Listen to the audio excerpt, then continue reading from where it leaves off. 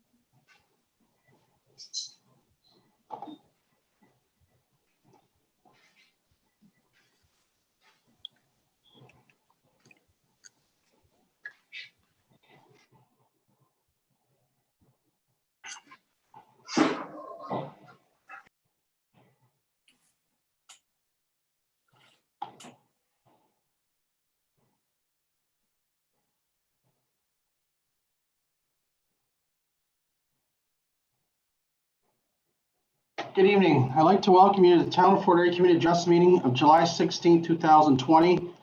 Please note that this meeting is being live streamed on YouTube. Before I call this meeting to order, I'd like to thank Kara, Rach, and the Town of Fort Erie and Mackenzie CC for putting on this webinar broadcast. It's our third one, and it's been a success, and it's alleviating the backlogs of consent and variance applications. So I commend you for doing a good job. Thanks, Kara, and the town for being on this webinar program. I now call this meeting to order. First, I'd like to introduce you to the committee members and staff. So our staff, town staff tonight is Kara Rach, the secretary treasurer, and Mackenzie CC is the meeting host who's doing the back end technical duties. Tonight's following members are the following. First of all is Terry Moore. Terry, can you raise your hand so everyone knows who you are? Next is Chris Nutt. Chris, can you raise your hand? Thank you. And I'm Sam Strasolo. I'll be chairing tonight's meeting. To those members of the public who may be participating electronically in the public meeting portion of this meeting tonight, you may wish to put your view on gallery view by clicking the top right corner for speaker view.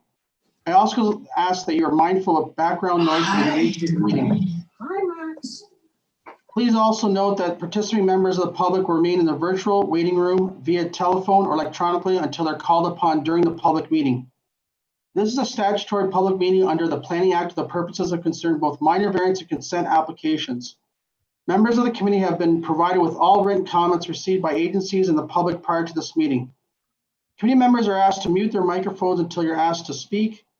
Please raise your hand if you'd like to speak and vote by raising your hand. The purpose of the meeting is to obtain an input from residents relative to the application. Those participating online via Zoom will be asked to raise their virtual hand when they wish to speak. On a computer, you can do so by clicking on participants at the bottom center of the screen and then by clicking raise hand.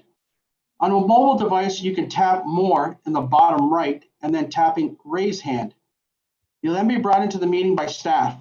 You can then unmute yourself and start your video by using the buttons on your screen. If you're participating by phone and wish to raise your hand, press *9 and you'll be unmuted by staff. Next, we'll hear from the applicant or agent and then those in support or opposition to the application to ask questions. We ask that each attendee keep their comments to under 10 minutes to allow all attendees the opportunity to speak. Applicants and attendees are advised they are free to leave the webinar once a decision has made on their application. Each application will provide in the following order. The Secretary Treasurer will summarize the purpose and effect of the application and any comments received. Second, the applicant called upon to speak and make further comments if they have any. Third, the committee members will ask questions of the applicant. Fourth, the public will ask to speak one at a time and to state their full name and address for the record, any comments they have towards the application. Fifth, the chair will close the application once all comments have been heard. And finally, the committee members will make a decision on the application, whether approve, refuse, or deferred, and state if any conditions apply. Please your comments and questions directly through the chair. Each application will be heard in order in which they appear on the agenda. The notice of decisions will be provided to applicants stating the outcome of the hearing and any conditions of approval if required. Please note that correspondence and comments received this evening are restricted to the matters of the Committee of Adjustment and the Planning Act. In considering each application this evening, the Committee of Adjustment will have due regard for the provisions of Section 45 and Section 53 of the Ontario Planning Act of 1990 as amended. A 20-day appeal period exists for each application heard this evening. Final appeal dates are noted on the note of decision and are available by requesting a copy in writing. I'll be asking the committee members present to have any conflicts of interest with respect to any application we heard this evening. Chris, do you have any conflicts? I do not have any conflicts. Thank you. And Terry, do you have any conflicts? I do not, Mr. Chair. And I have none. I now ask the Secretary Treasurer notice of this meeting was properly given in accordance with the provisions of the Ontario Planning Act. Yes, it was. Thank you. And have you received any requests for adjournment withdrawal respecting of tonight's applications? We have not. Okay, thank you. Okay, we'll now proceed with the first application. I now call our first file, minor variance A14-20, 1625 Niagara Parkway, and ask Mackenzie if they can bring the applicant in the webinar to participate. And the applicant is Cassidy and Company, Alex Muzunivic, and the owners are Russell Purdue and Patricia Lazaruk. Hello. Hi, how are you? Good. How are you? Good. Before Kara reads the correspondence, are you ready to proceed with tonight's application, Alex? Yes, I am. Okay, Kara, it's all yours.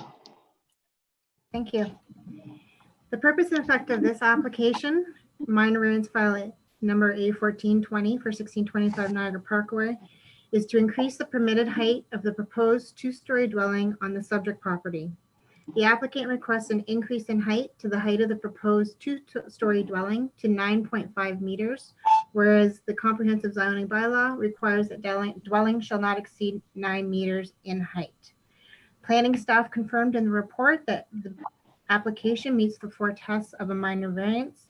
No further objections have been received from staff or agencies or the public. No conditions were noted in the application report. That concludes. Thank you, Kara.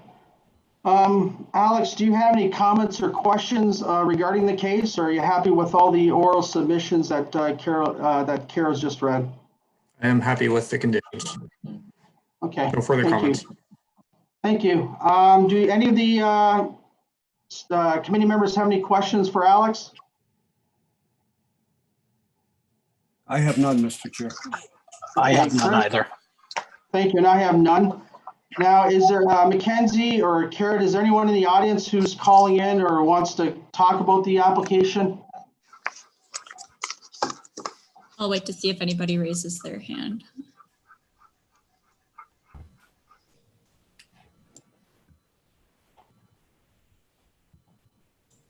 Chair, I'm not seeing anybody who's raising their hand in the attendee waiting room at the moment.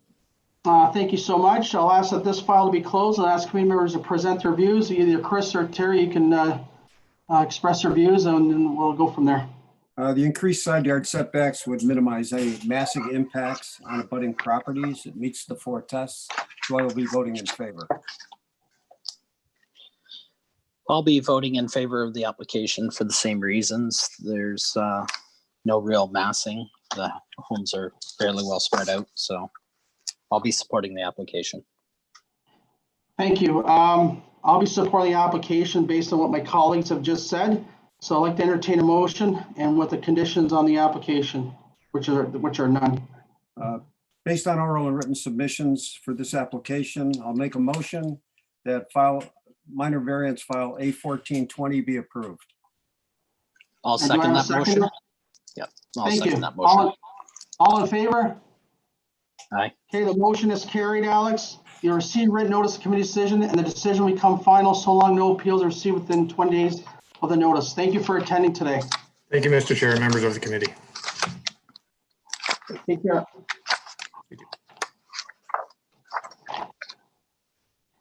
Okay, the second application tonight is minor variance file A1520. The address is 3059 Dominion Road.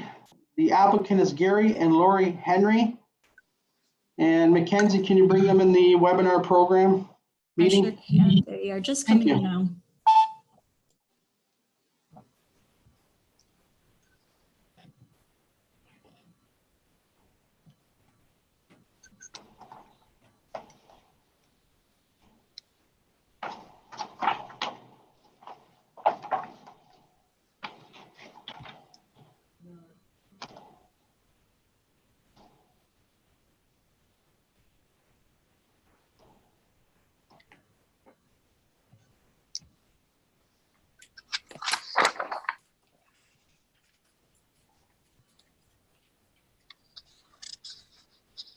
Chair, the owners are there when you are ready to proceed.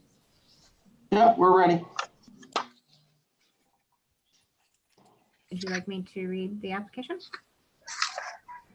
They're in. Okay. Just before, Mr. and Mrs. Henry, are you there? Yes. Yes, okay. Got to ask the first question. Are you ready to proceed today's application? Yes. Okay, I'll ask Kara to read the correspondence. Thank you. Purpose and effect of this application is to increase the maximum permitted height of a detached accessory building to permit the construction of a one-story addition to an existing detached garage on the subject property. The applicant requests to increase the height of the proposed addition to the detached garage to 5.2 meters, whereas accessory buildings are not permitted to exceed 4.5 meters in height. Planning staff have reviewed the application and confirmed that the application does meet the 4 tests of a minor variance and have no objections with the following conditions. That should deep ground disturbance be proposed, the owner shall carry out an archaeological assessment and mitigate through preservation or resource removal any negative impacts. And the region has also required that the proposed garage does not contain any washrooms, bedrooms, or living space and is constructed in accordance to the plan submitted. No further objections or comments were received from town staff, agencies, or the public. That concludes the application. Thanks, Kara. Mr. and Mrs. Henry, do you have any comments or any questions related to the application by the oral submission that Kara's just read? I'm not quite sure what that means. We will be putting a footing and foundation in the building. Mhm. That's all the comments?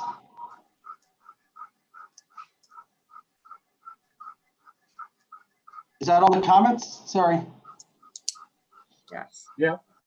Okay. Do any committee members have any questions or comments with the applicants? I do not. Terry? I have none as well, Mr. Chair. Just one question, just so that we know, it does say there's no washrooms, bedrooms, or living space, so you understand that, correct? Yes. Yes. Okay. I'll ask now, Mackenzie, if there's anybody that's calling in or webinar program that wants to zoom in into the meeting, could you find if there's anybody out there? Sure. So if there's any members of the public that would like to speak, if you are calling by phone, you can press *9 or press the raise hand button at this moment. So I'm seeing no one, Chair, that would like to speak to this item. Thank you so much. I'll ask this public file to be closed and ask the committee members to express their views on this application. I'll be supporting the application. It meets the 4 tests. I'm satisfied that in the conditions we've covered any issues that may arise from this building, and I will be supporting the application. Thank you, Chris. And Terry? I'll be supporting the application as well. There should be minimal massing impacts to the surrounding properties. There's a generous separation of neighboring structures and it exceeds interior setbacks and is located at the rear of the yard. So I'll be supporting as well. Thank you, Terry. And I'll be supporting the application. The town supports it, the region supports it, and it does pass the variance test application. So if somebody wants to put the motion on the floor. Yeah, I would like to motion to approve file number A15/20, that the Committee of Adjustment, considered with the written and oral comments received with regards to this report, agrees to the minor variance report analysis and recommendations, that this application is approved with the conditions stated. I'll second that, Mr. Chair. Okay, all in favor? Okay, the motion is carried. Mr. and Mrs. Henry, you receive a written notice of the committee decision, and the decision will become final so long no appeals received within 20 days of this notice. Thank you for attending tonight. Thank you. Take care. Bye now. Bye.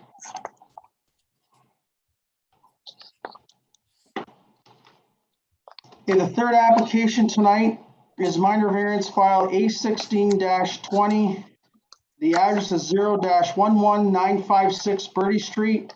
The applicant is Bryce Ivanchuk. The owner is Alana Somerville. And Mackenzie, I'd like to bring them into the meeting, please. Yes, Bryce is just joining us now. Okay. I was here, but I got kicked out. I apologize. There you are. There you are. Okay, and Bryce, are you ready to proceed with tonight's application? Yes, Mr. Chair, we are. Okay, thank you. I'll ask Kara to read the correspondence. Thank you. Purpose and effect of this application is to increase the maximum lot coverage and decrease the required rear and required side yard setbacks to the lot lines for a dwelling to permit construction of a two-story dwelling with an attached garage. The applicant requests an increase of the maximum lot coverage to 12.4%, which the bylaw limits the maximum lot coverage of dwellings to 10%. The applicant is also requesting a reduction to the rear yard setback to 11.5 meters and the westerly interior side yard setback to 4.5 meters, whereas the bylaw requires a minimum rear yard setback of 15 meters and an interior side yard setback of 7.5 meters for dwellings. Planning staff have reviewed the proposal and agree that it meets the four tests of a minor variance, so have no objections with the following conditions. That the applicant submit a stage 1 archaeological assessment to be carried out by licensed archaeologists. That the applicant submits a hydrogeological study and associated review to the region for review and approval. And that the applicant submits a detailed private sewage system design for review and approval, reflecting any of the recommendations of the hydrogeological study. It is also noted that Canadian Niagara Power is to be contacted as no services are provided currently to the property. And no further comments were received from staff, other agencies, or any other objections. I do believe we have some attendees though in the waiting room to attend and speak towards the application. That concludes. Okay, thank you. Bryce, do you have any comments or any questions based on the oral submissions and all the comments that Kara's just read? First of all, what we'd like to do is thank you, Mr. Chair and Madam Secretary and members of the committee for the opportunity to speak. We've reviewed everything and we're virtually in total agreement. However, we'd like to engage in a conversation as it relates to condition number 2, as perhaps we're seeking some leniency from the committee with regards to condition 2. Our perspective, with all due respect, is as follows. It would appear that these lots of record were created prior to the creation of the corporation of the town of Fort Erie and the region. As such, we were unable to get approved grading plans, etc., or surveys, as these lots were created way back in time by deed. So the applicant has been working hard with planning staff, who have been fantastic, by the way, and hired Upper Canada Consultants and Jason Schooley to redo the grading plan to actually improve the drainage of the side swale that drains currently from the golf course out to Birdie Road. I think, our respectful submission is that when you're looking at site-specific zoning for these unique lots in a RU zoning, that perhaps, the RR zoning, which with lot coverage of 15%, may perhaps make more sense. But the real difficult part is the reason why we're being requested to undertake a Hydro-G study is because the minor variance triggers an application under the Planning Act. So, in discussions with the region and our consultants, what we'd prefer is that on our application for a septic design review at the region at that point in time has the ability to review the professionally designed system, and at that time say, well, upon further review, we would like to request the Hydro-G. And I'd like to point out to the committee that if you look at the NPCA's comments, and at one point in time when this was considered a wetland, based on their site visit, they had no concerns on the application. historically, my experience when dealing with the NPCA and any wetlands or aquifers or anything like that, they're generally the first one to stand up and speak out and say, we'd like to see a hydrogeologic study. So I'd like to note that the NPCA has not requested one. My only other comment to the committee members and through you, Mr. Chair, is there's one dwelling already constructed on these lots on Birdie Road. Right. It is a construction of similar size and dimension, same number of bedrooms, same number of washrooms, but there was no requirement for a hydrogeologic study on that application because there was no application under the Planning Act, which triggered this regional review. So we're seeking for a slight amendment to that condition 2, and if it could be to the satisfaction of the Niagara region on the septic application, the applicant would be pleased. That's really our respective submission. We have already talked to CNP. We all have already hired an archaeologist, and those reviews are underway. And like I said, we're working with the town to correct the grade and improve the drainage. Okay, thank you so much. Do any members have any comments or questions based on what Mr. Ivanchuk just said? Just a clarification, you're suggesting that condition number 2, the applicant submits a hydrological study, correct? That's the one you're not crazy about? Correct. And Correct. That's three, about a applicant- $10,000 cost. Sorry, go ahead. Sorry. I said, yeah, the big issue is we know that the fill that was placed in there isn't of the greatest, how would I say, specs. Our plan is to bring and properly grade the lot to improve the drainage. So I guess we're just of the position that a $10,000 investment into a hydrogeologic study to what we already know that we got to make sure we get this draining right. If we can design it properly to the satisfaction of the region, then potentially the client could save $10,000. Okay, well, at the condition number 3 states applicant submit a detailed private sewage system designed for review and approval reflecting any recommendations of the hydrological study. Like, Correct. I guess, and with all due respect through you, Mr. Chair, what we're saying is there's really only 2 types of systems that can be installed on this lot. We're Right. going to hire somebody that's approved and qualified to design it. We will submit it to the region. We have to get a septic permit from the region. So if the region's the one requesting the hydro-G study, when we submit for septic permit, if they're not satisfied with the design, there's an opportunity at that moment for that department to say, we can't accept this design without more investigation. Right now, I guess what we're feeling is we're making it mandatory when potentially if we design it correctly, working with Upper Canada Consultants and the designer, we may be able to avoid the study. Okay, I get that point. The Terry, you have region any other still questions? has the ability to say no. Terry, do you have any other questions? well, pardon if I'm a little thick. The hydrological study has nothing to do with water? With the water, like, is there municipal water available for this lot? It'll be cistern, no, sir. It'll be a cistern, okay. And it's not one of their concerns that they're going into the aquifer and sucking water out? They're not concerned of, is that not an issue?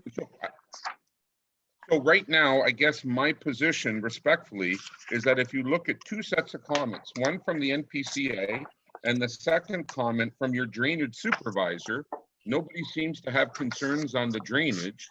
And like I said, the applicant is working with both Jeremy and Kira on a regrading design to actually improve the drainage of the swales as they exist. So I guess what I'm saying is from a regional comment perspective, the NPCA and the drainage supervisor don't seem to have an issue with drainage, but I feel like the region simply slapped the requirement on without really doing a site visit or investigating. And that's why when we go for the septic application, if they're concerned, they're going to force us to do one at that point in time anyways. We can't get a septic system without a permit from the region. Gotcha. Okay, thank you. So the counsel we got from Upper Canada was to request some leniency from you folks to see if we could try to work with the region in getting our design done and avoid one layer, I guess, of consulting, unless it's absolutely needed. Thank you. Terry, is that all the questions? Yeah, thank you. Chris, do you have any comments or any questions for the applicant? So I don't have any direct comments about the overall application, but I do have comments on Mr. Ivanchuk's. I would be in support of amending item 2 to attach it to the septic system, because the region is the governing body that handles that. So Okay. he's absolutely correct in what he's saying. And I don't have a problem with amending item 2 to do exactly that, because, you know, if they decide that it's not necessary, then we've just imposed a hefty cost on a person that for no reason. Right. So, I Okay. mean, looking at the comments from the town staff, they don't really have a problem with the way drainage is. Mr. Maiden was pretty clear that he had no issues with what's going on. I know Kira and Jeremy during site plan will address any drainage issues, and they will be reviewed by Keegan when the build is done to make sure everything was done to what the site plan requires. So I'm of the mind that yes, it's a small request. We can, I'd be willing to amend number 2 to attach it to the septic system. Okay. Thank you. I have no questions or comments on the application. Is there any members, Mackenzie, is there anybody who likes to speak or come into the webinar program and ask if they have any questions or comments? I'll take a look now to see if anybody would like to raise their hand. You can do that by pressing the raise hand button at the bottom of your screen.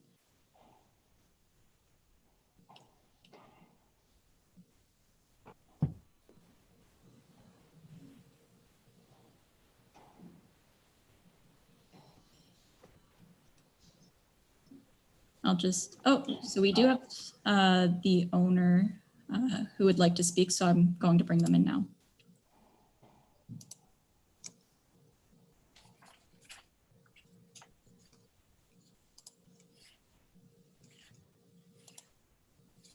Is that Alana who's going to speak?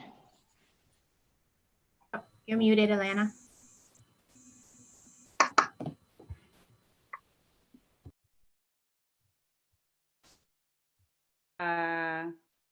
Hi, Alana. How are you? I'm good. How are you? Good. Good. Would you like to comment on the application? Your agent Bryce did a very good job, and He did. And, Yeah, everything commenting he on the said application. was good. And I agree with, his position and our position on this. And I think that that's just exactly what we were trying to achieve, is some leniency in that, because number 2 is obviously a huge extra cost if we don't necessarily need to do that. So I just agree. I'm just joining in. Okay, that's your comment. Okay, do any of the committee members have any questions for the owner? All right, and Mr. Ivanchuk, you're all set then? That's all the comments for this case? Oh, he's muted, I think. You did, Yeah. how would it, press Alt A. All right, where's Alt? Okay, yeah, absolutely. Thank you very much. And I would like to just add one comment through you, Mr. Chair. I'm Yes. jealous. In all my years on Committee of Adjustment, I never got to do a Zoom virtual hearing. So this is Right. fantastic. Thank you for the experience. Yeah. No worry, this is my first time too with you, so this is great. Thank Now, you. can I Okay, just ask one question before we stop? Bryce, Yes. did you ask at all about the with regards to the fill and the archaeological? I know number 1, It already, did we address that? Because number 1 I mentioned that we hired. Right, okay. It's just, I know that lot was filled with, when the fill was brought in, Mhm. I guess the issue was that we just don't know where it was brought in from. So I guess when you open up the concept of an archaeological assessment and, not knowing exactly where any of the fill came from to fill that, I think that probably could open up a a can of worms. It was just a concern of mine. Go ahead.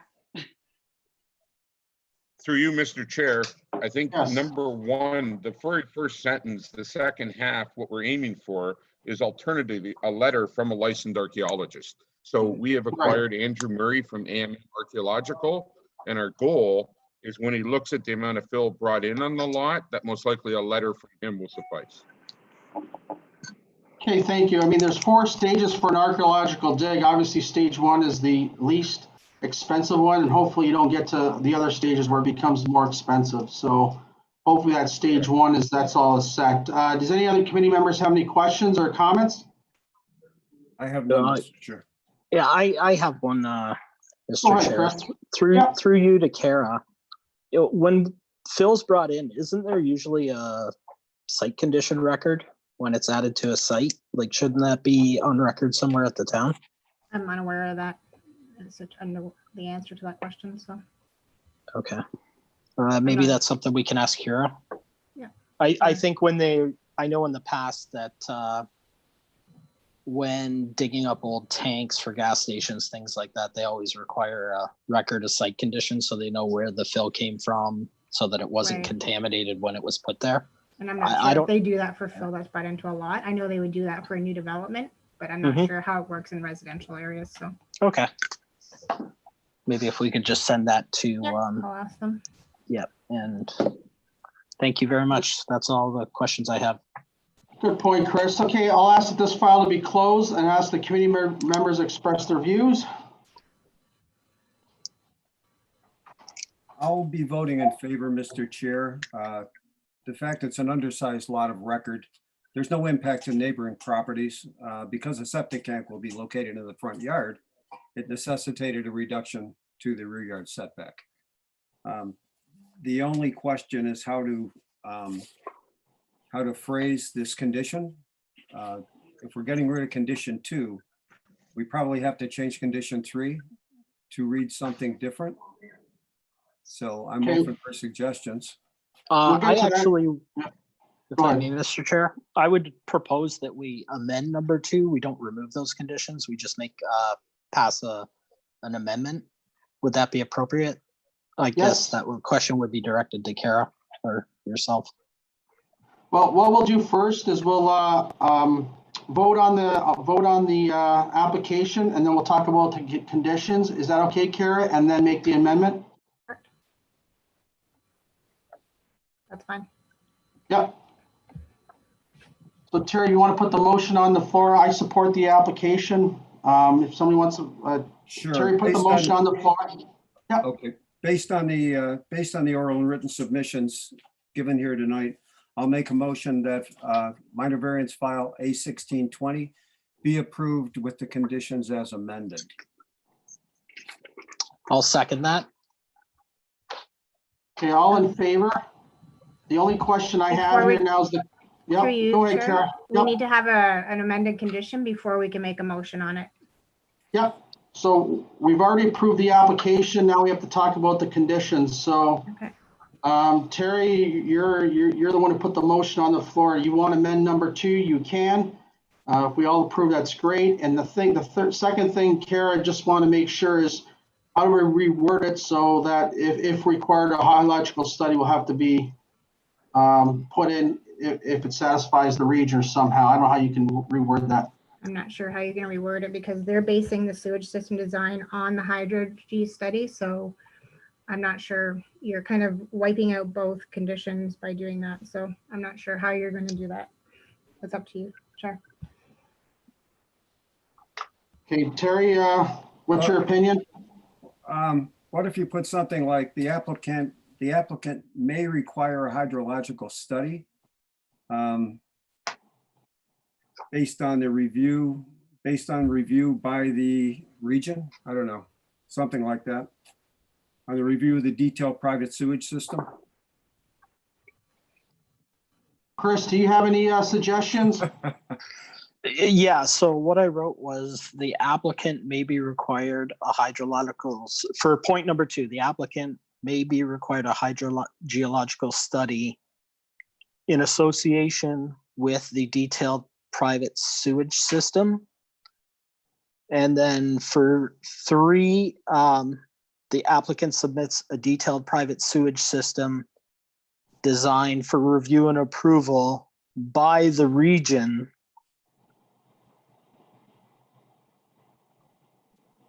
And then instead of reflecting any recommendations, I kind of struck out there and put in the region may require a hydro-G study.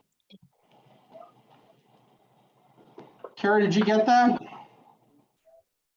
Yeah, so number 2 will be the applicant may be required to submit a hydrogeological study in association with the private sewage system design. Yep. Number 3, that the applicant may be required, or that the applicant submit a detailed private sewage system design for review and approval by the region, which may require a future hydrogeological study. Mr. Chair. That sounds good to me. Chris, what do you think? Yep. Yeah, that's, she captured it. Just, Mr. Chair, Terry? do you even need number 2 then? With the way number 3 is noted?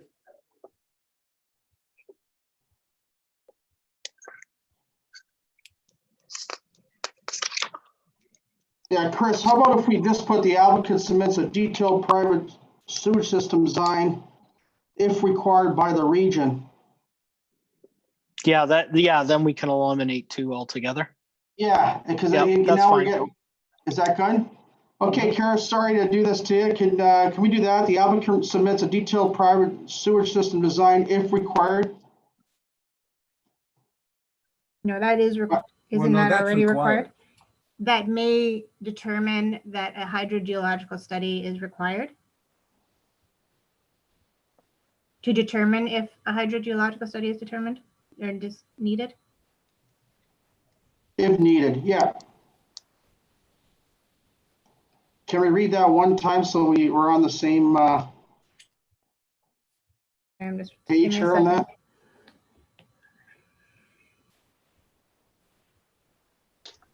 That the applicant submit a detailed private sewage system design for review and approval by the Niagara region, which will determine if a hydrogeological study is required. Perfect. That's good. I like that. Chris, do you like that? I like that. Yep. Terry? Yeah, that's fine. Okay, we need a motion to amend number 2, and then we have to approve the conditions, the 2 conditions.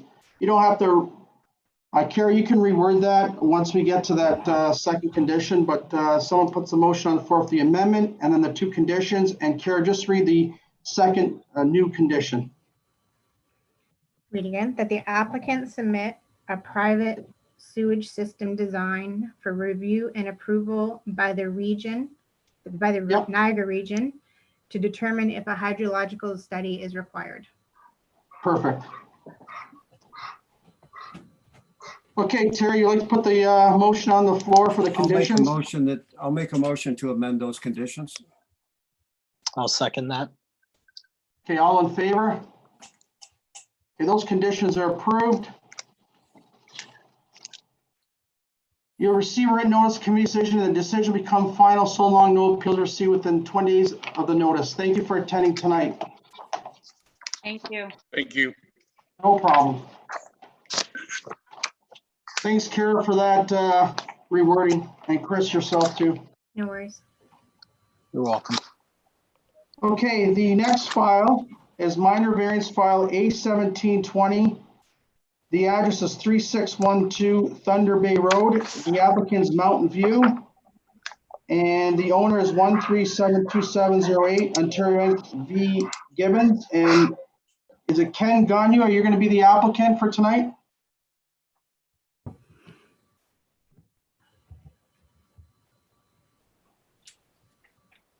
Sorry, Mackenzie, can you bring the applicant in the Zoom meeting?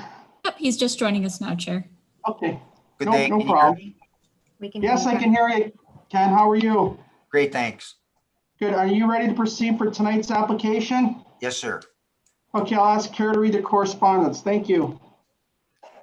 The purpose and effect of this application is to permit a decrease to the interior side yard setback to an exterior side staircase that provides access to the basement of a proposed two-story dwelling on the subject property. The applicant requests a minor variance to decrease the interior side yard setback to an exterior staircase to 1.02 meters. The comprehensive zoning bylaw requires a minimum interior side yard setback of 1.5 meters.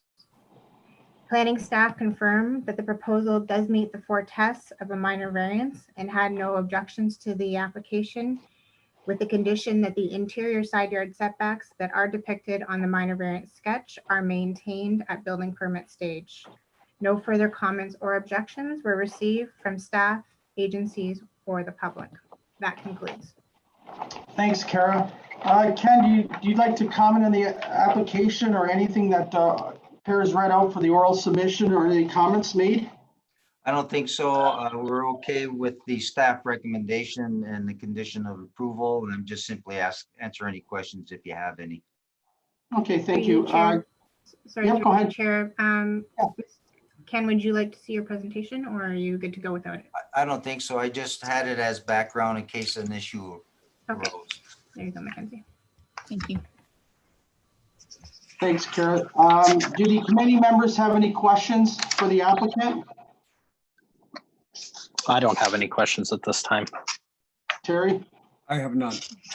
The only question I have is, since it's a new development, are you going to be doing this all the time with these houses, or is this just a one-time thing? This happened to be a one-time thing because it's a home being built by a particular customer who wanted a basement entry to his house.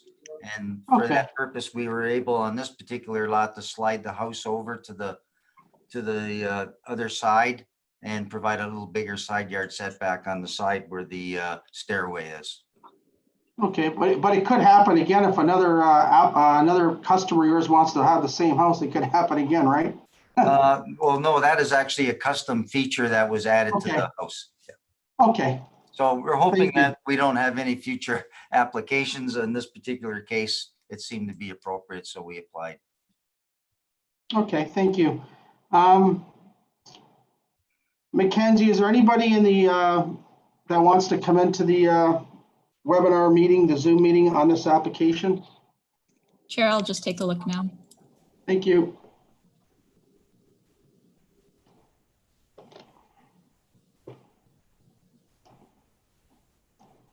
Chair, I'm not seeing anybody that would like to speak to this application.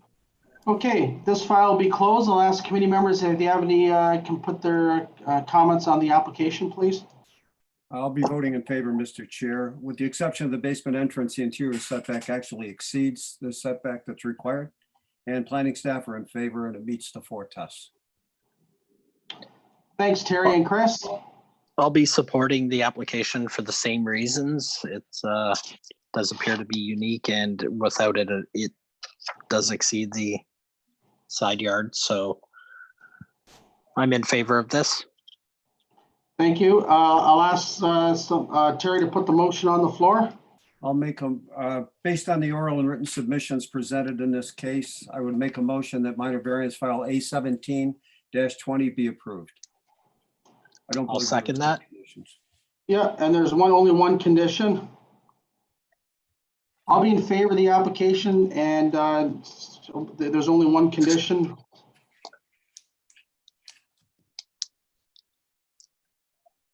Are we in favor of the condition? I am. Yes. Okay, all in favor?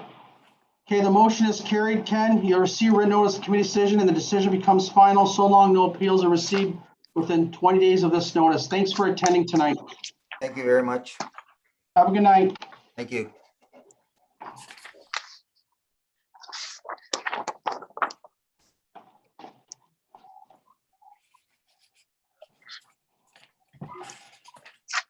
Okay, the next application is consent file B1020. The address is 0 Lakewood Avenue. The applicant is Roman Lutzak. And Mackenzie, can you bring Roman into the webinar meeting, please? Yes, Chair, he is just starting to join us now. Should be available. Yep, he's just coming in. Hello. Hi, Roman, how are you? Hi, good. How are you guys? Good. Are you ready to proceed tonight's application? Yes, I am. All right, I'll ask Kara to read the correspondence and then we'll then ask for your comments, okay? Thank you. This consent application proposes the creation of a new lot for future development in a residential dwelling. The proposed parcel is shown as lot 312 on the Severance sketch.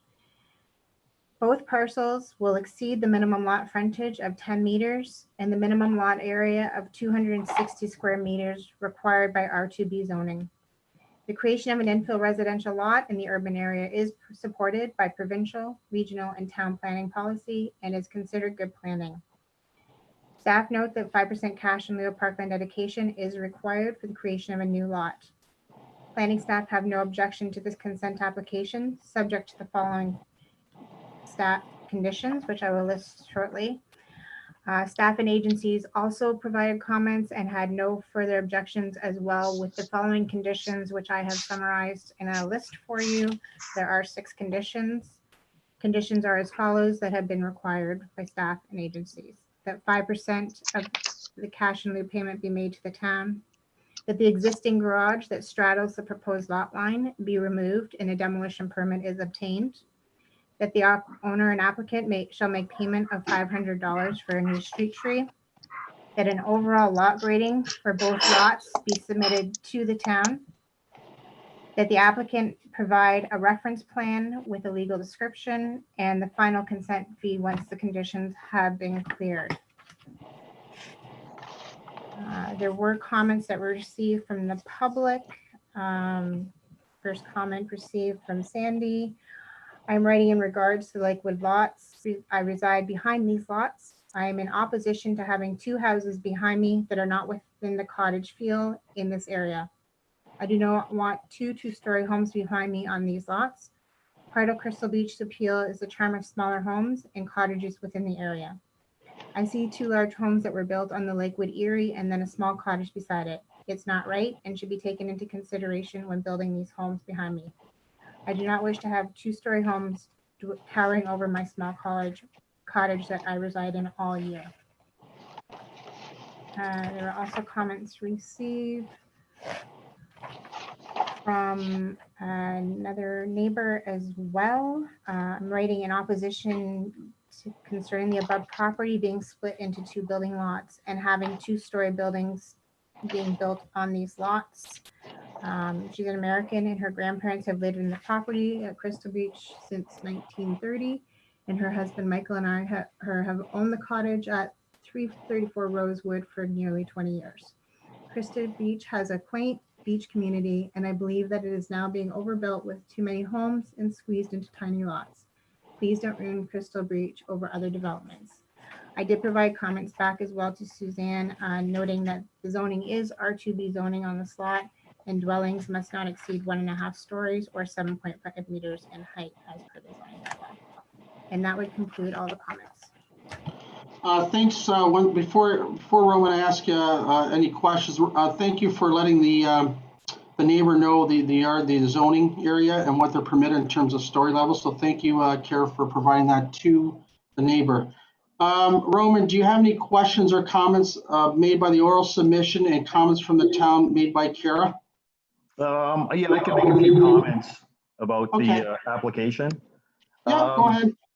Yeah, I've been going to Crystal Beach all my life ever since a kid, ever since the roller coasters. So I've always planned and dreaming to build a cottage there. Now I do plan on building a quaint cottage that enhances the area, no modern look or anything like that. I'm going to enhance the area, enhance the neighborhood. And I just want to build a nice, modest cottage and also next door, something similar that's going to enhance the neighborhood, not detract from it. And I'm actually going to improve the whole neighborhood with the designs of what I'm proposing and what I want to do. Basically, I'm a builder myself. I've been building houses for over 35 years, so I'm a little bit aware of, the building concept and the building proposals and how to conform to the area and enhance the area and make everybody happy, including myself living there or have a cottage there myself. So in terms of the height restrictions, I know there's a 7.5 meter height restriction there. So at this point, I was to make sure the variance was approved before I actually design something. But it's either going to be a bungalow or a story and a half, and it's not going to be, encroaching on the neighborhood or anything like that, or detracting from the neighborhood. It'd be the exact opposite of what I'm proposing and what's going to happen there. I think we're going to have to beautify it, and that's kind of the trend that's been happening there, and I kind of want to maintain that trend moving forward. And hopefully once I build my cottage there, I hope the same thing, being a resident there, I want the same thing that the other neighbors are kind of concerned with too. Overbuilt, no modern designs, keep it quaint, keep it that 30s look, or 1930s, when the one neighbor says she's been there for, I believe she said, since the 30s. So keep that quaint look and build something really beautiful, enhance the area, and hopefully that's what the committee is going to allow me to do. Thank you for your comments. Do any of the members have any questions or comments for Roman? Mr. Chair, I just have one. Where did these neighbors get the idea that you were putting up two-story houses? I have no idea. I've never told them I was going to build a 2-story, and I've never even, the neighbor behind me, I guess I've never really approached on terms of what I was proposing. And maybe she got the idea from somewhere, but I've never, ever said I was going to build a 2-story. And I remember when I first came in there about a year ago talking to Kara, she mentioned to me that they changed the bylaw to eliminate 2 stories because of something that happened in that neighborhood a few years ago, and they didn't like it. So I don't know if I'm right on that, Kara, but maybe you can comment on that. So no, I'm not building a 2-story. I'm not going to come in with any variances to apply for a 2-story or anything like that. Okay, thank you. Chris, do you have any questions or comments? Not at this time. Just a little background. I've been on this committee for a while, Roman. I know that it did come about 5-7 years ago.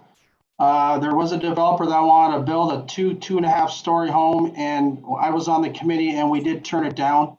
Right. So I think the neighbors shouldn't be worried about overdevelopment in terms of height. So that's the only comment I have. Mackenzie, is there somebody, I just saw, is there somebody in the webinar that wants to come in? Chair, there are 2 attendees that would like to ask a question, so I will allow one to speak now. I'll be promoting them to a panelist. Okay, thank you.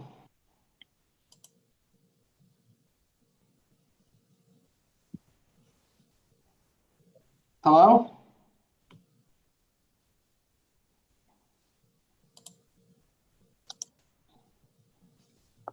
It just takes them a minute to beep over. That's okay. Okay.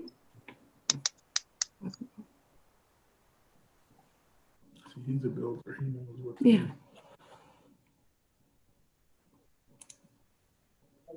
Should I do start video?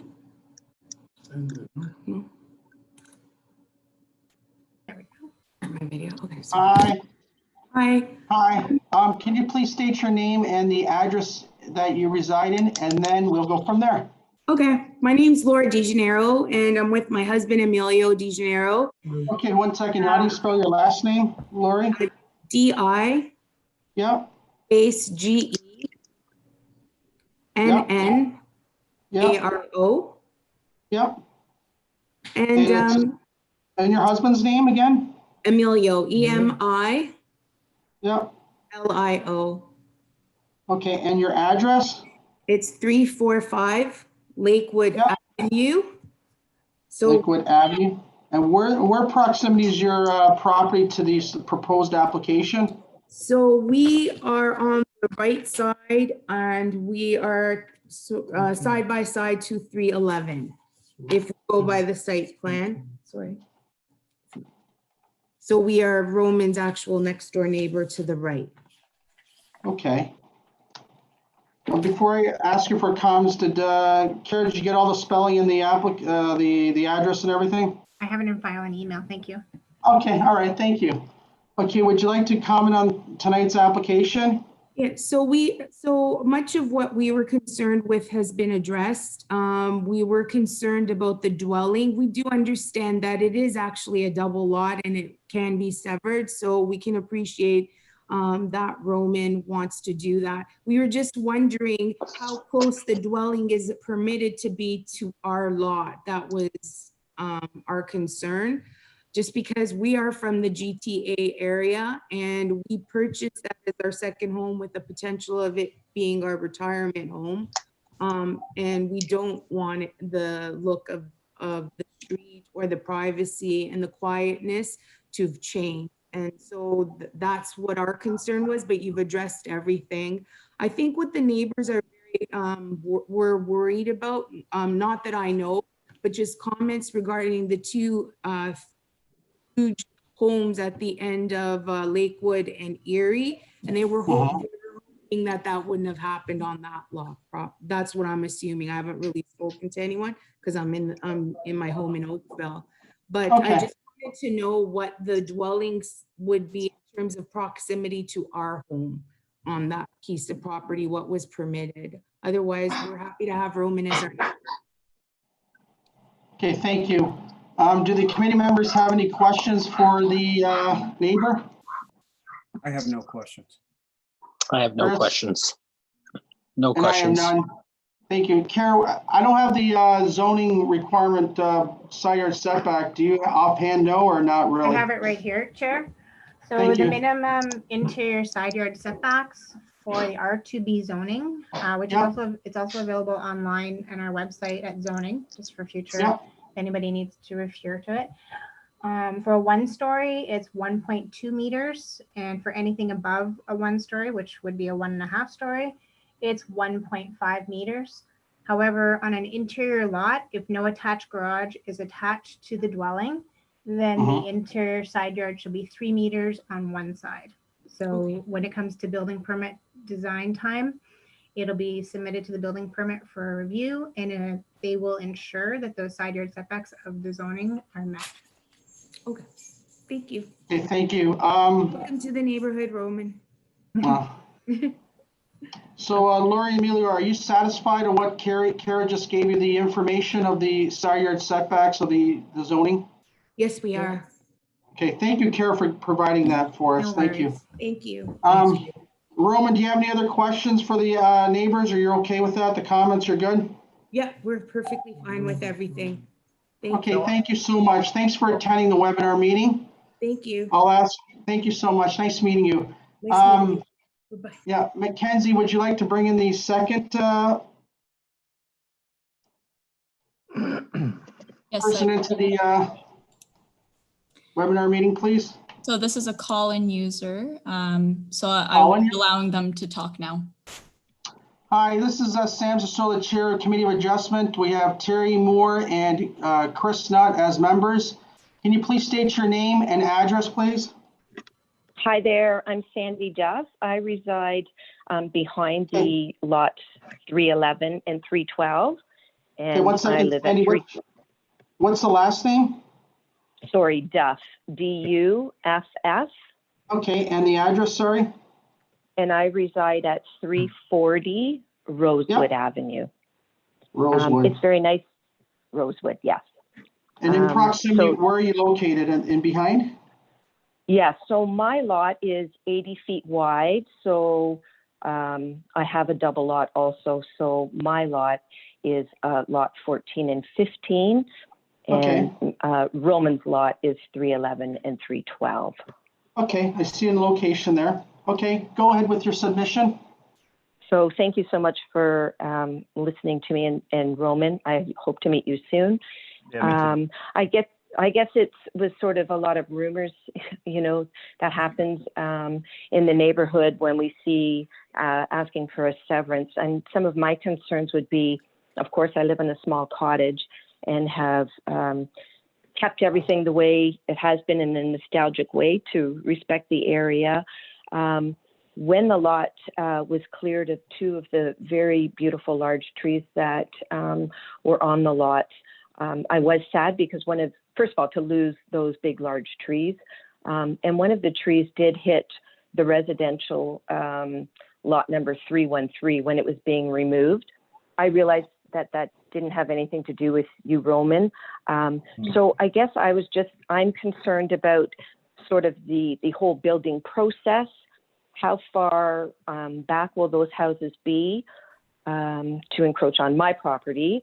I'm somebody who really likes my privacy, as I'm sure we all do. And I am happy to hear that 1.5 stories is the highest that it can go. I would prefer a bungalow, but I guess I probably don't have much of a say in that.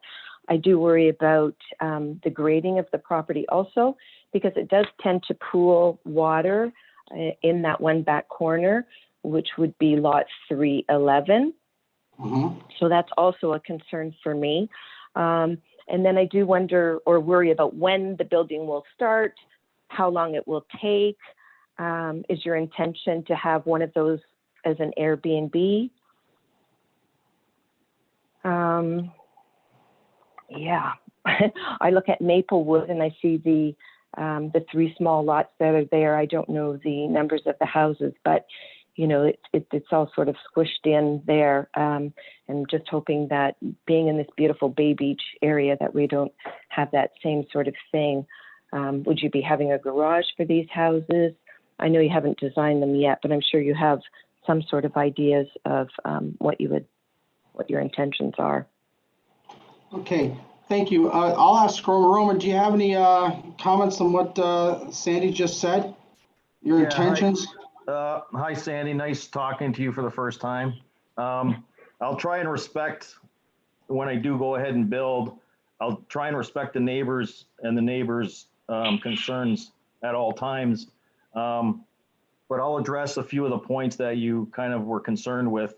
The grading, you know, when you build a house, you have to apply for a grading plan and has to be stamped by an engineer to make sure that the water flows away from the houses and away from the neighbors' houses and doesn't pool on any of the property. So that pooling will be addressed, because I won't be allowed to have water pooling on the property anyways.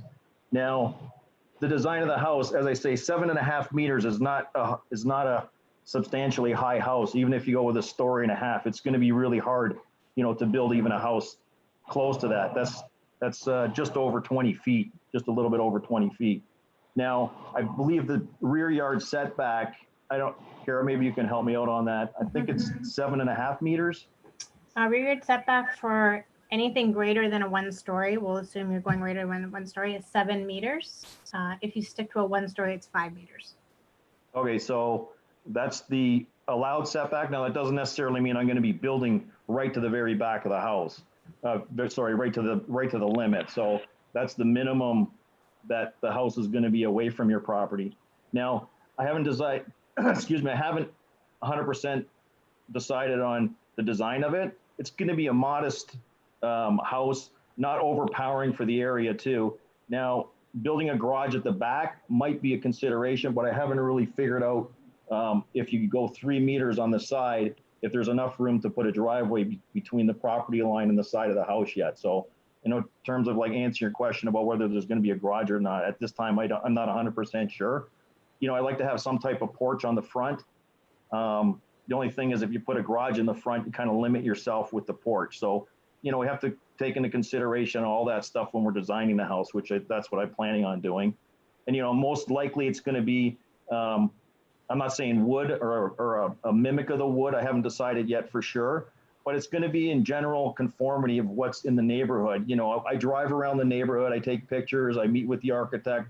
I say, look, I want to, you know, keep the area, keep the architectural the same as the old houses. You know, I've seen some gazebos. I've seen some of the cedar shake look where it's kind of up and down. So I have taken consideration of, you know, thoughts of what to build there. So I'm planning on moving into one myself, okay, as a cottage. I'm more than likely 311. On the other one, I haven't 100% decided what I'm going to do there. I may just put it for sale and have a nice neighbor, because if I'm going to be there, I want a nice neighbor, and I want to be nice to the neighbors in return, because, you know, we want to, you know, crack some beers together at some point, hopefully, right? And so if I do that, and if I'm there in that one, I don't know if I really want to, I don't want to limit myself, but I don't think I really want to be running an Airbnb next to me. So that's probably not my intention.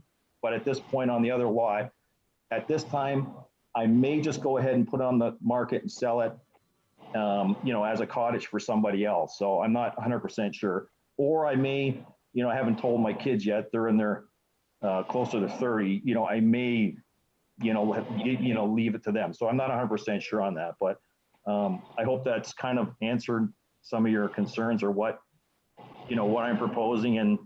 And if you want to take my phone number, I'd be more than happy to talk to you if you have any other concerns on that. Thank you for your comments. Sandy, is there anything else before we move on here with the application? No, I really appreciate your time, and I would love you to come by and say hello, Roman, because I am a fabulous neighbor. I promise you that. I just really care about the area, and from the sounds of your intentions, you also do. So I really appreciate that. Yeah, and of course, you can understand the concerns that we would have as neighbors, right? Yeah. It's a beautiful little area, and just sort of want to keep it that wonderful way. Yeah. Okay. I've also lived in other areas where it's so busy. So anyway, yes. Okay, thank you so much. We got to keep going here because we got 3 more cases. I'm sorry. Do the committee members have any questions on Sandy's comments or any questions? I have no questions. I have no questions. I have none. And Mackenzie, is there anybody else who wants to get into the webinar meeting, the Zoom meeting? I'm seeing no one, Chair. That was everybody. Okay, I'll ask this file to be closed and ask committee members to present their views and then make a motion. I'm going to. Sorry, go ahead, Chris. Sorry. Okay, thanks, Terry. I'll be supporting the application. It meets the 4 tests. It's good use of infill. The conditions are very straightforward, and I think that through site plan approval, the neighbors' concerns can all be addressed and any risks mitigated. And the fact that Roman is an experienced builder actually puts my mind a little bit at ease as well. So I'll be supporting the application tonight. Thanks, Chris. And what about Terry? Both parcels exceed the required frontage and lot area requirements. It's an efficient use of land.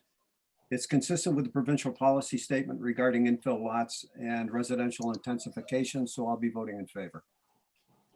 Thank you. I'll be supporting the application based on what Terry and Chris have said.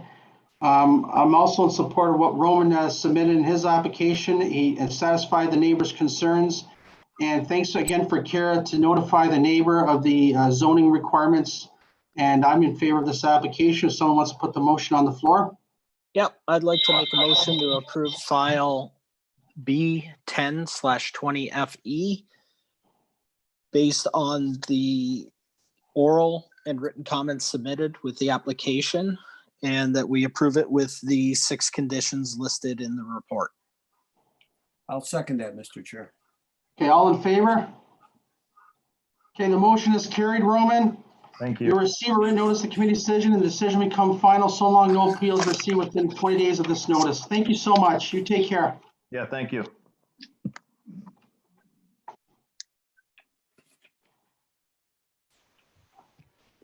Okay, the next application tonight is consent file B1120. The address is 955 Ferndale Avenue. The applicant is Fernando Pigway or Pig, how do you say that, Kara?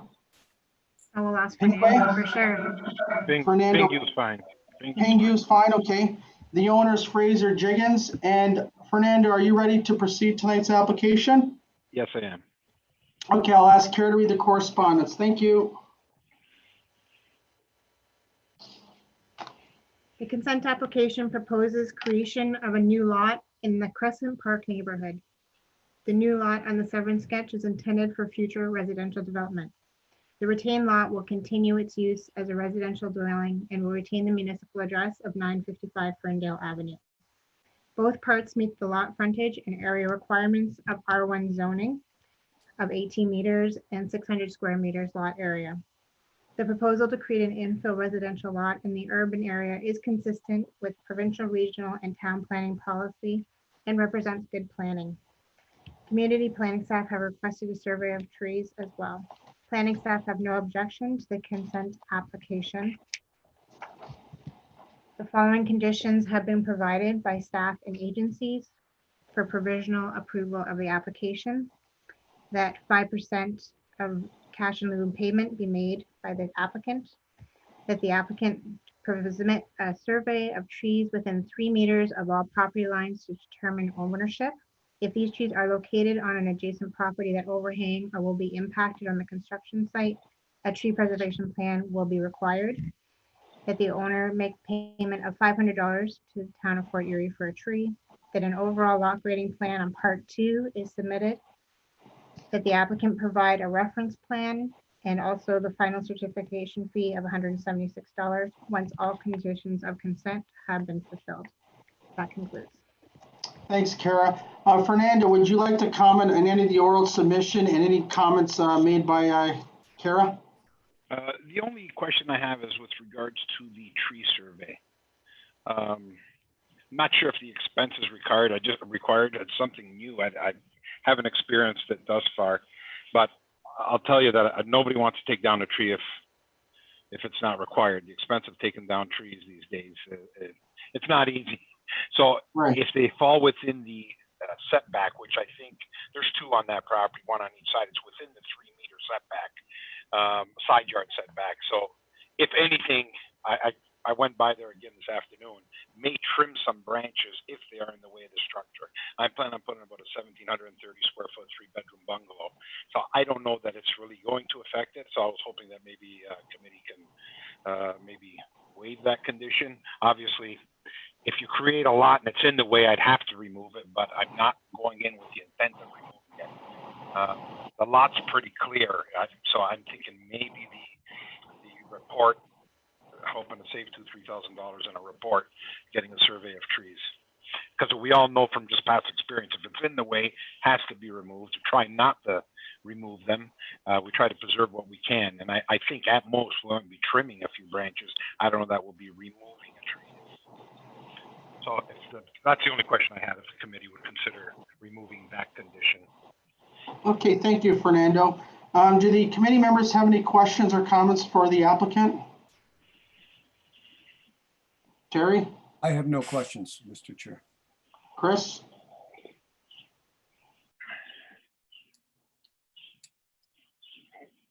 Chris, do you have any questions or comments for the applicant? I have no questions at this time, Okay. Mr. Chair. Thanks. It's okay, good. Sorry. Mackenzie, is there anybody that wants to get into the webinar Zoom meeting? I'll take a look now, Chair. Yep.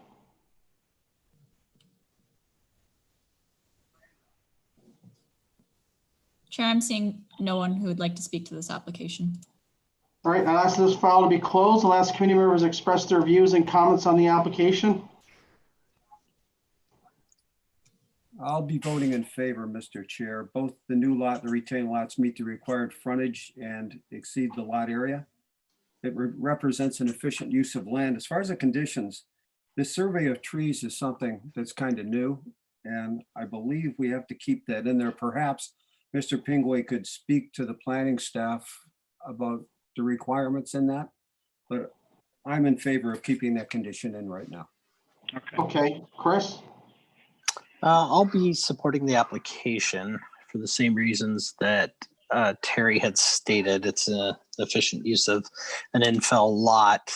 On number 2, where it's, it does say tree preservation plan or survey provided to the town prepared by a certified arborist. Yeah, I would suggest speaking. I don't want to remove that condition necessarily, but I would suggest that the town does have a certified arborist, speak to the town. I went by the lot. It is fairly clear. There isn't a lot of encroachment from trees. It's certainly mostly clear. So I would just ask, I would speak to them on that. But I'm not absolutely 100% comfortable with removing it. Okay. Okay.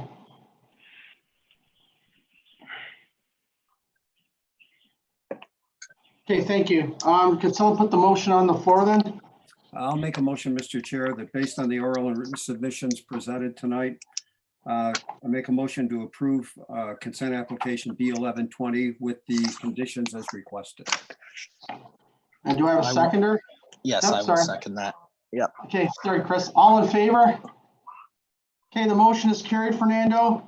You receive a notice of the committee decision within 20, decision tonight, within 20 days of no appeals, you can proceed with your application. Thank you.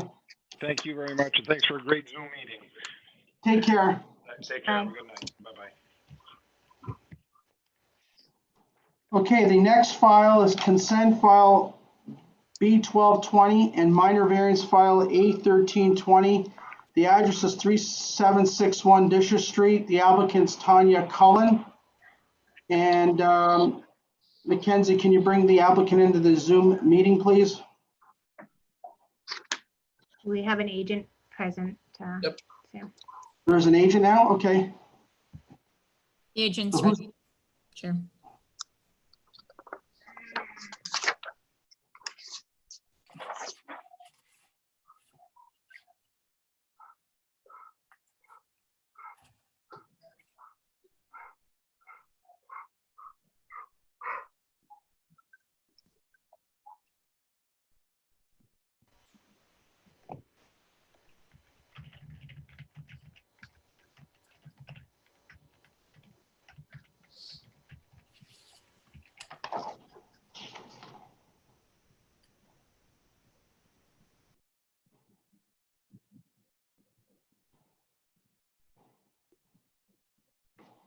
Is the agent there or? Yes. Craig I'm here, Rowe is present. Mr. Chair, yeah. Okay, well, who's the agent now?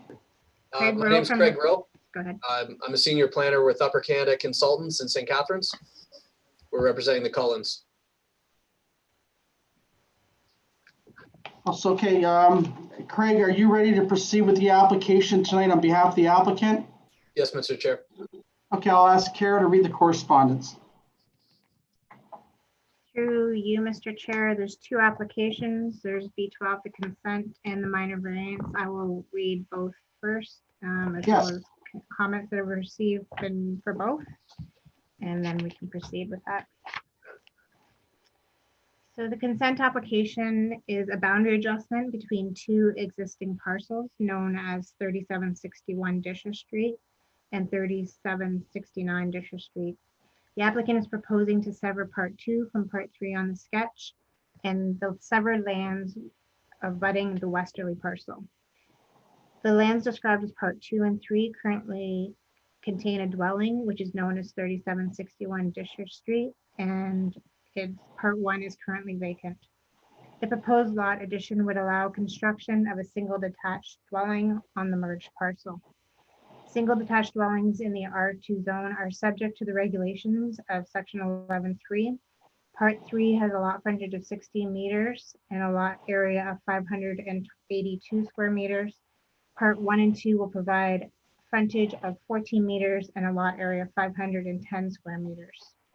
The bylaw requires minimum lot frontage of 15 meters and a minimum lot area of 500 square meters. Both parcels comply with the minimum lot area and requirement. However, part 1 and 2 do not comply with the minimum lot frontage requirement. A concurrent minor variance application has been submitted to decrease the deficiency. The proposal meets the intent of the provincial bylaw, the provincial and regional planning policy, and is an efficient use of existing municipal services and urban land. It is the opinion of planning staff that the proposed lot addition represents good planning, as will allow an undersized vacant lot to be developed for future residential use. The proposal is consistent with provincial, regional, and town planning policy. Conditions of the consent as noted by the report are that minor variance file A13 is approved with any required conditions, that the applicant solicitor should provide an undertaking stating that the part 2 will merge entitled part 1, that a reference plan is prepared and provided to the Secretary Treasurer, and the final consent fee of $176 will be made payable to the town once the conditions have been completed. The purpose and effect of the minor variance application is to permit a reduction to the minimum required lot frontage for a vacant parcel that is subject to a concurrent consent application. The reduction to the required lot frontage will permit future development of the land. The applicant requests a reduction in the required lot frontage to 14 meters, shown as part 1 being 11.71 meters and part 2 being 2.29 meters, whereas the zoning bylaw requires a minimum lot frontage of 15 meters. As conditions of the minor variance application, the applicant is to confirm compliance with the zoning bylaw regarding the location of the air conditioner and generator units located along the west property line of 3761 Disher Street. And should the air conditioning and unit and generator not comply with the bylaw, the applicant is required to bring the units into compliance by relocating them to an appropriate location. No further comments were received from town staff or agents. However, we did receive comments from the public who were concerned with the drainage problems recorded on the property. We did have 2 residents who I believe are in attendance, but their main concerns are that the drainage of the property is addressed fully, and both comments have been provided to the committee. Okay, thank you. Thanks, Kara. Craig, did you have any comments on any of the oral submission and comments that Kara's just read from the town planning department? Yes, thank you, Mr. Chair. No objection to town staff's recommendation. We're fully in support, of course. A couple points of clarity. The first being, the Cullens brought me in earlier this week on this to just kind of help assist them in the process. One of the things I am noticing is that there's reference to 3769 being that other parcel of land. In fact, 3761 in its entirety is comprised of 2 lots of record. So the full addressing of this property is actually 3761. This 3769 isn't part of it. 3761 representing that full 30-meter frontage. So there's been some retrofit from what I can see to the existing dwelling on site, which is now allowed for that other existing lot of record to the western portion of the property to be redeveloped. Now the intent of what the Cullens have done is that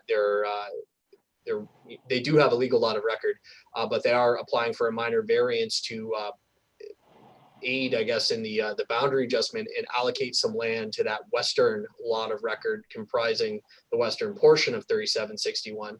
And in doing so, they're actually now only deficient for that lot by 1 meter under the zoning bylaw. Thus, that boundary adjustment is actually bringing that other lot in closer conformity to the town bylaw, which is cited by the town planner, which is considered good planning and certainly well within the intent of the official plan and the zoning bylaw. With regard to the air conditioner unit, I have spoken with the owners.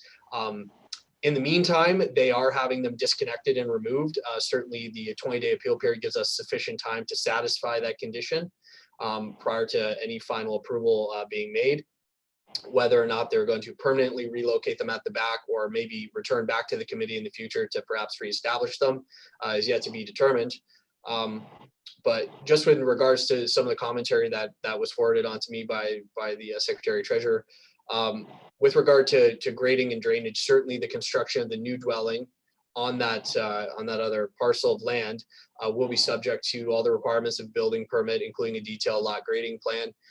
Certainly that may be the most appropriate time for whoever is doing the detailed engineering work or topographic survey to take a couple extra shots on the Cullen property and just determine what the grade is there and see if there are any grading issues that may be able to be coordinated and repaired if that is in fact. I do not know if there are any grading issues in existence. I mean, that certainly appears to be a point of departure between the owner and the neighbor to the back, but certainly I think it can be remedied through the appropriate building permit process. So in summary, yes, we are fully in support of town staff's recommendation and that concern about the generator and AC unit that's being attended to immediately. Thank you, Craig. Do the members have any questions or comments for Craig? Terry? I have no questions, Mr. Chair. Chris? I have no questions for Craig at this time.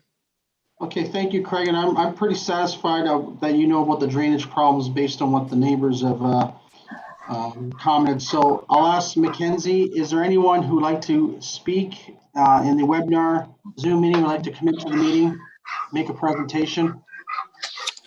Here, I'll take a look now. So if you're a call-in user and you'd like to raise your hand, you can press *9 at this moment. And if you're on a computer or a mobile device, you can press the raise hand button.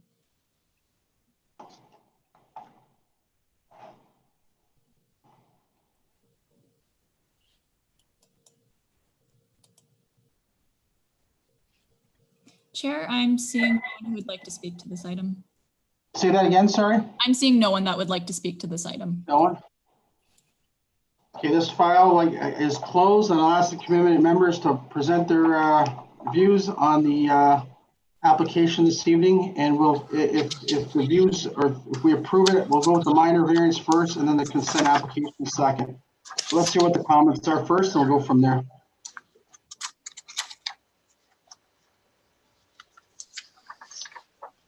I'll be voting in favor, Mr. Chair. It's an efficient use of land, and the boundary adjustment takes an existing lot of record and brings it much closer to compliance with the current zoning. As far as the minor variance, I'll be voting in favor as well. Any issues with drainage should be taken care of at the building permit stage. Thank you. Nice. Chris? I'll be supporting the application. It is an efficient use of an infill lot and does line up with the regional, town, and provincial plan, and is a good use of planning. The fact that the property is zoned R2, I agree with Terry that the issues with drainage can be addressed. Size of the dwelling will be restricted under the R2 zoning, so I'm fairly confident that at the building stage, at the building permit issuance stage, I have confidence that our building staff will address all the public's concerns in regards to the drainage. Thank you. I'll be supporting the application based on what my colleagues have just said. The one important thing that I'd like to commend the Cullens because of the neighbors' comments. I think that was pretty good what they did. Went to go get Upper Canada consultants. I've dealt with them before in the Committee of Adjustment, so they're professional. They'll make sure that the drainage is appropriate on the property, and I'm pretty satisfied they'll do the job for the applicant and the neighbors, surrounding neighbors. So I'll be supporting the application. We'll first have to go with the minor variance first, and then the consent application second. So if somebody wants to put the motion on the floor first for the minor variance, and then we'll do the consent application next. I'll make a motion, Mr. Chair, that based on the oral and written submissions made tonight, I'll make a motion that minor variance file A13 be approved with the conditions as requested. I will second that. Okay, all in favor? Okay, that motion is carried. And then Terry, you can do the second, the consent application. All right. Well, based on the oral and written submissions presented for that file, I'll make a motion to approve consent application B12/20 with the conditions as requested. I will second that. All in favor? Okay, the motion is carried, Craig. You'll receive a written notice of committee decision for both application. Decision will become final so long no appeals are received within 20 days of the notice. Thank you for attending and thanks for coming tonight. Thanks. Enjoy your evening. Thank you. Have a good night.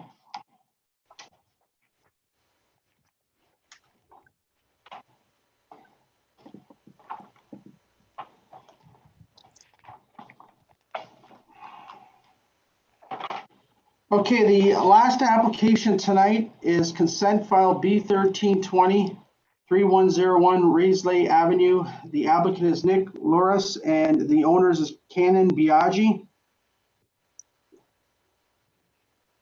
Mackenzie, would you like to bring Nick into the Zoom meeting, please? Yes, Chair. He's Yep.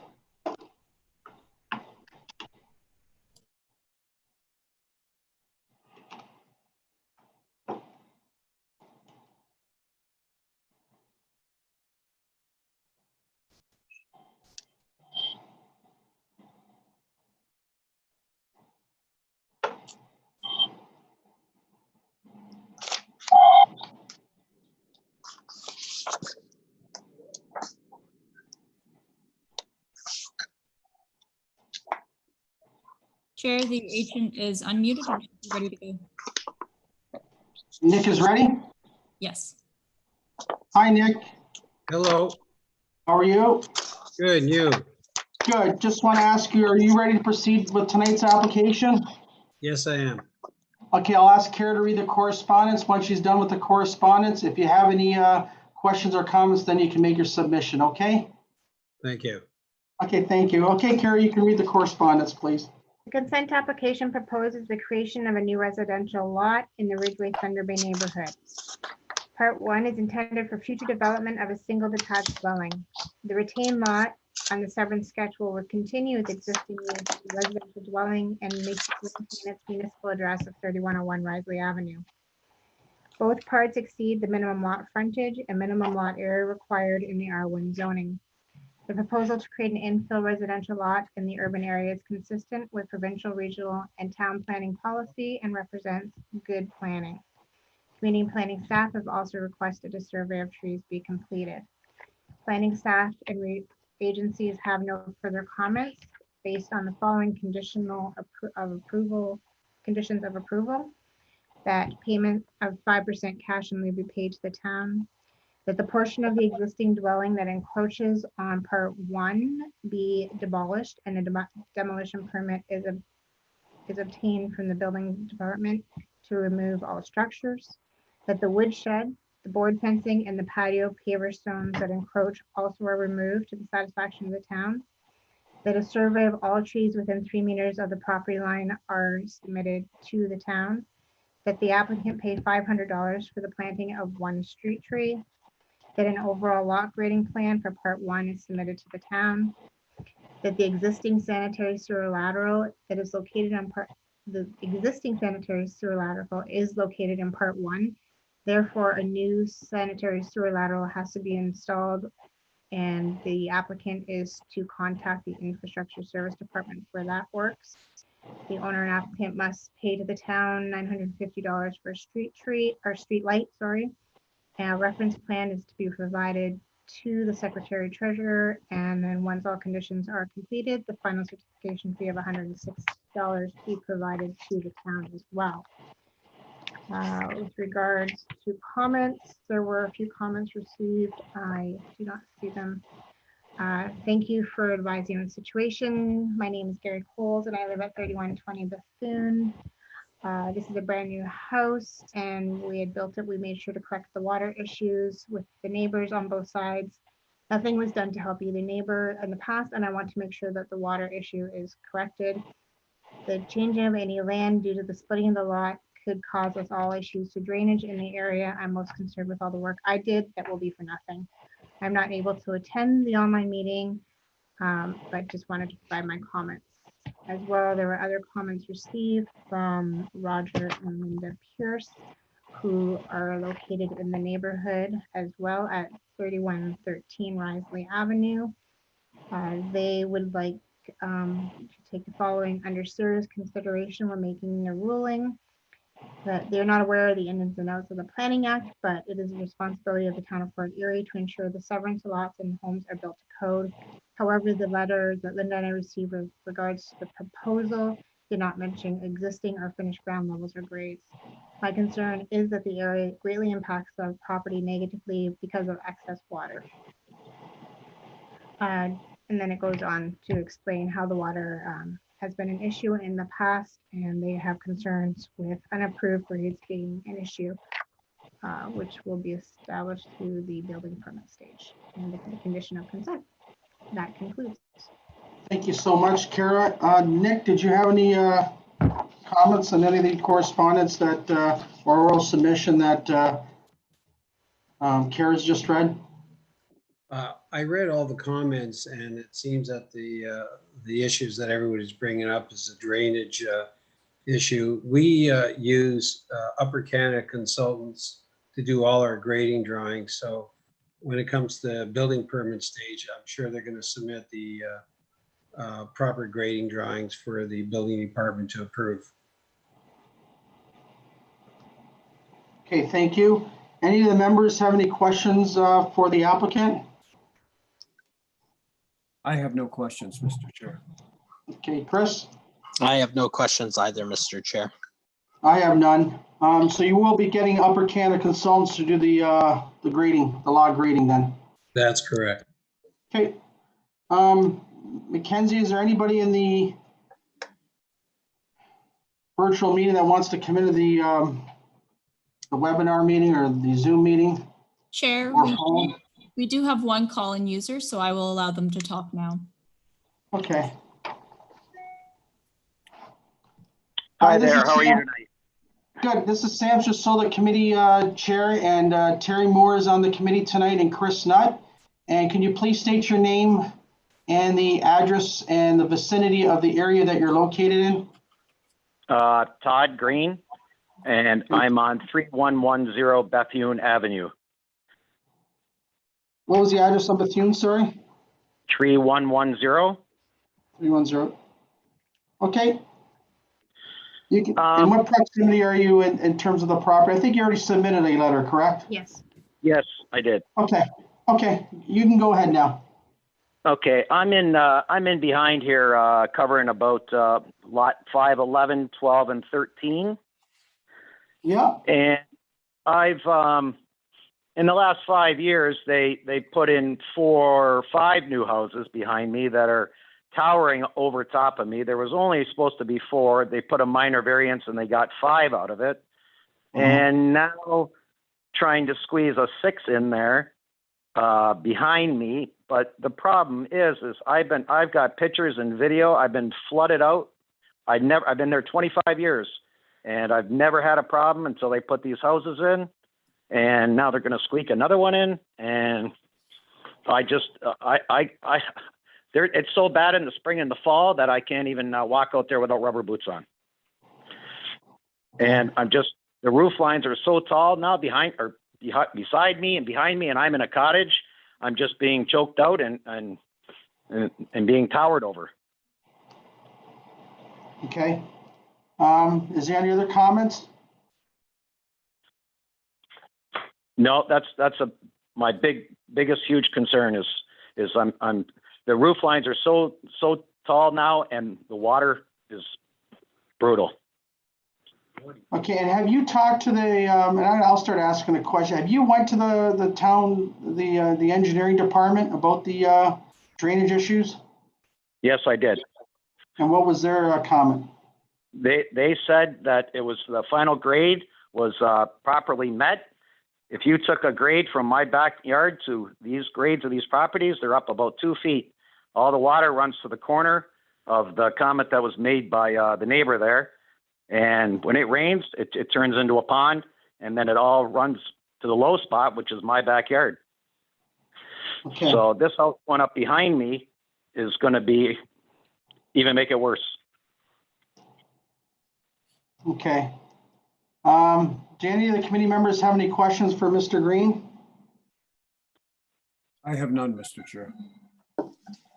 I have no questions either. Just one other comment, Mr. Green. If the house was to be built on the property, which way does the water flow go? South or north?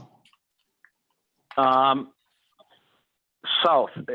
Yeah, it's flowing south. There's a crown in the properties. The water runs to the backyards. It doesn't run to the ditch. So the big O, which they put in, it all runs to the southeast corner, which is behind me, and it doesn't run to the road, and it ponds in behind. Okay. Kara, can you put those comments in, and then hopefully at the building stage, that his comments and Mr. Green's comments can be factored in when Upper Canada Consultants, if we do approve this application, can take his concerns in?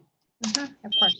Can we just ask Mr. Green, which lot would that correspond with? 512, 511, or 510?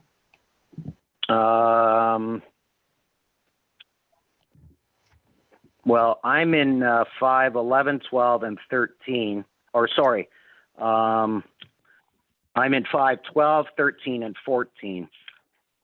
So the water pools at lot 633 off Risley and 514 in my backyard. Okay, thank you. Yes, that's what I was looking for. It starts at 633 and it just goes down goes towards your property and just sits there. Is that correct? Yeah, well, probably it starts even further down because they put 5 houses in there, so probably down around lot 628 type thing, and they got one piece of Big O. I watched them put it in. A 4-inch Big O. It runs the back of the whole property, and it ends up in my back corner and lot 633's corner. So with this other house going in, I'm more worried that there's even going to be more drainage problems. Okay. Thanks for your comments. Nick, did you understand what the neighbor said in behind about the drainage?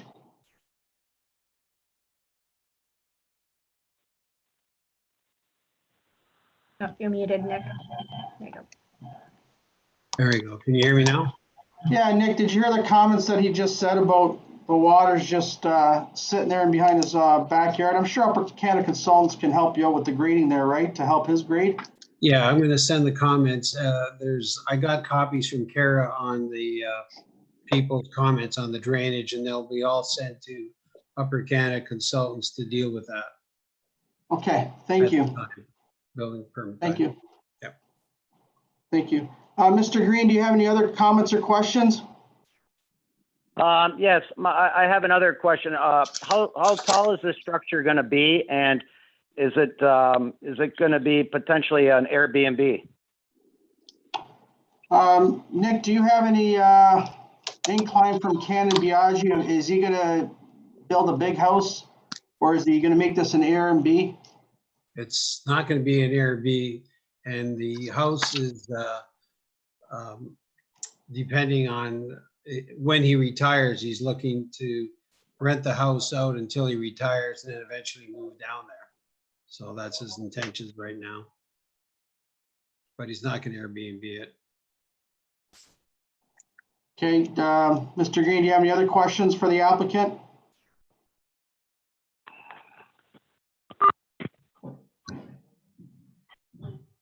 No, I think, the mature trees are in the backyard. I guess they'll all have to come down. Well, that'll be up to the builder and the town planning department if that has to be. Well, right now, we're just worried about the consent application. I don't know what type of houses may be built on the parcel, so. Nick, do you have any inclination about trees being knocked down?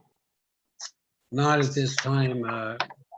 He would like to preserve as many trees as possible because that's why he's moving down here from Toronto. He likes the country atmosphere, so trees are something he would want, not take away. To build the house. Thank you. And a tree preservation plan is required as well through you, Mr. Chair. Yes, it is. Okay, thank you. Mr. Green, do you have any other questions? No, not at this time. Okay, thank you. Mackenzie, is there anybody else in the virtual meeting that wants to get into the Zoom meeting or?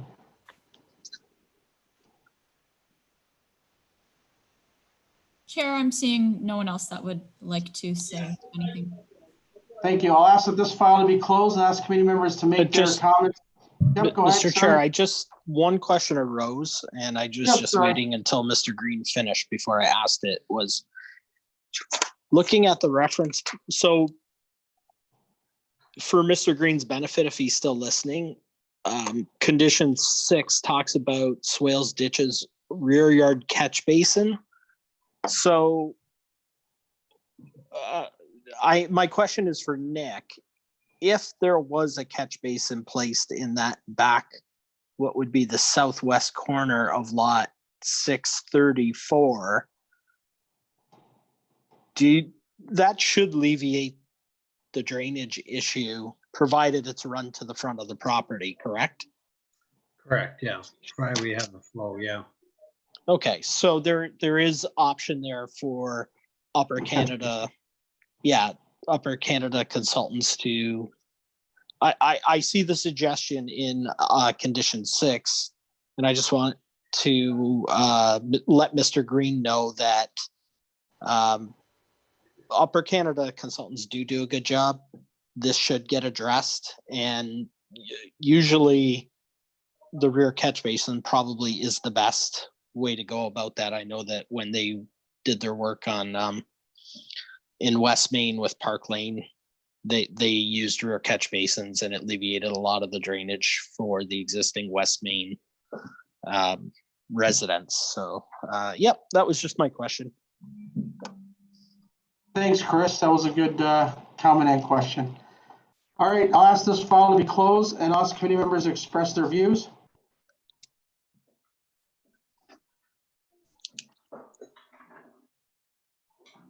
Terry, did you want to go ahead?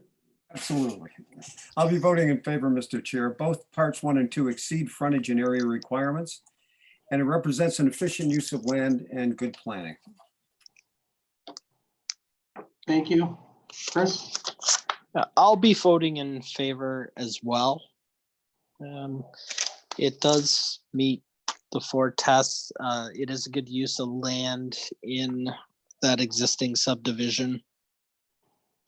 And reading through the conditions, I think that we can alleviate all of Mr. Green's concerns during site plan. Thank you. I'll be supporting the application. Someone wants to put the motion on the floor? Based on oral and written submissions regarding this application, I'll make a motion that consent application B13/20 be approved with the conditions as requested. I'll second that. Okay, all in favor? Okay, the motion is carried. Nick, you'll receive written notice of committee decision, and the decision becomes final so long no appeals are received within 20 days of the notice today. Thank you. Thank you, Mr. Chair and members. Thank you very much. Have a good night. You too. Bye-bye. Just give me a second. We'll go through a couple of item agendas.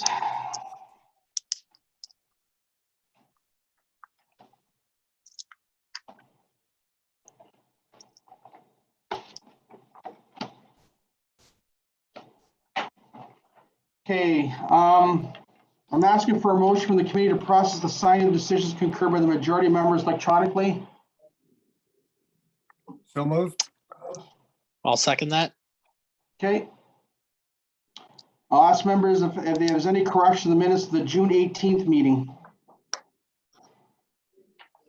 I have no corrections. No, and I've seen them, so there's no further corrections. The minutes stand approved as circulated. Any new business to be brought forward? Chris? Just on the agenda that we received, it says the next hearing date. I'm sure it's a typo. It says July 16th. Correct. I believe it's in August. We're gonna do another one tomorrow, but we're just gonna do Groundhog Day. Okay.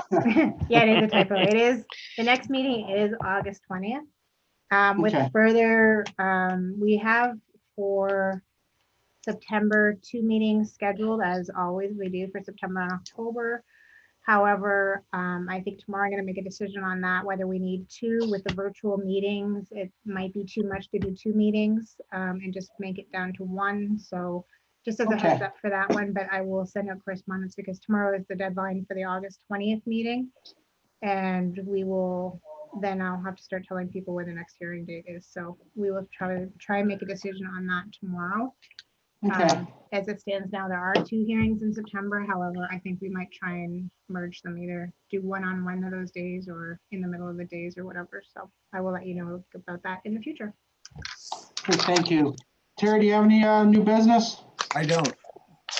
Okay, thank you. And I'd like to thank Karen and the town staff for providing this Zoom meeting, webinar meeting to alleviate some of the consent application backlog and to catch up. So thank you again, Kara. Thank you, Mackenzie, again for helping us out today. You're welcome. Thank you, Mackenzie. You're awesome. And this meeting is adjourned at 7:48. Oh, you Good keep job, it Sam. 7:47 like the plane. Okay, we'll do 7. Well, I got 7:48 on my computer, so. All right, 7:48.